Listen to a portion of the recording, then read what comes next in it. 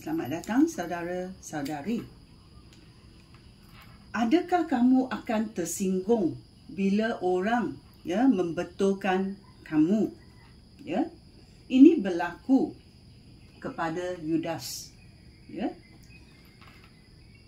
Akhlak Yudas mengenai pembetulan. Kita tahu bahawa dia sangat marah dalam Yohanes babak 12 bila seorang wanita menuangkan minyak wangi ke atas kaki Yesus. Kerana dia ingat minyak wangi itu boleh dijual dengan harga yang banyak dan diberi kepada orang miskin. Tetapi dia tidak mengingatkan orang miskin. Dia hanya mengingatkan wang yang banyak itu. Dan dia boleh mengambil sedikit wang daripada situ. Oleh kerana Yesus berseru kepada Yudas begini, orang miskin sentiasa ada di samping kamu, tetapi saya bukan sentiasa berada di samping kamu. Dan Yudas tersinggung dengan ayat-ayat Yesus. Dan apa berlaku selepas itu? Dalam Matius babak 26 ayat 14 dan 15 berkata, Yudas bersetuju mengkhianati Yesus. Dia pergi mana? Kita mendengarnya. Kemudian seorang daripada 12 orang pengikut Yesus yang bernama Yudas Iskariot, dia pergi kepada para ketua imam. Dia berkata kepada mereka, apakah yang kamu berikan kepada aku jika aku menyerahkan Yesus kepada kamu? Mereka mengira 30 keping wang perak, lalu menyerahkan wang itu kepadanya. Sejak itu, Yesus mencari peluang baik untuk mengkhianati Yesus. So kita tahu bila dia menerima wang itu, dia memikir bagaimana dia boleh mengkhianati Yesus. So dia seorang pencuri dan pengkhianat. Dia tersinggung atas ayat-ayat yang dikatakan oleh Yesus kepadanya. Oleh itu kita tahu dia tidak lulus dalam percubaan yang diberi oleh dia mengenai wang, mengenai akhlak.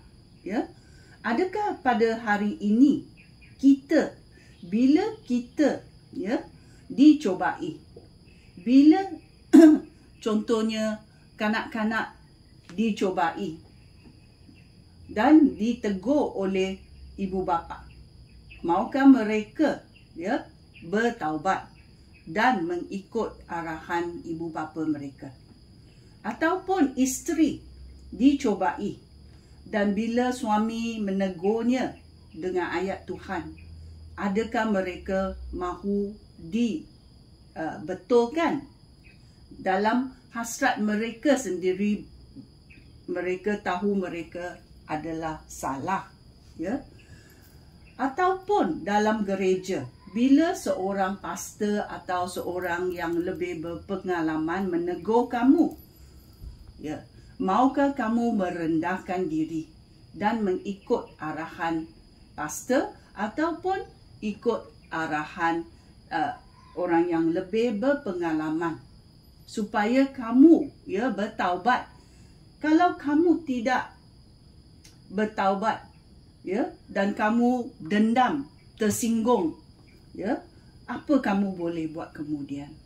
Maukah kamu pergi kepada Tuhan dan memanggil Tuhan menolong kamu untuk melepaskan keangkuhan dalam hati kamu? Kerana kamu tidak mahu menerima pahala daripada Tuhan. Kerana Tuhan adalah hakim. Maukah kamu memberi pengampunan? Maukah kamu menerima pengampunan daripada Tuhan? Oleh itu kita tahu pada akhirnya Petrus lulus dalam percubaan. Yudas tidak lulus dalam percubaan hidupnya. Ya, oleh itu kita mesti tahu, kalau kita ditegur dan kita tidak mahu membetulkan diri sendiri, kita ikut cara Yudas. Maukah kamu mengikut cara Yudas? Apa akhiratnya? Ya, dia membunuh diri. Ya, dia membuang 30 keping perak, duit perak itu. Dia tidak bertaubat dan dia membunuh diri kerana dia kesal terhadap Yesus. Bukan kerana dia kesal pada hidupnya.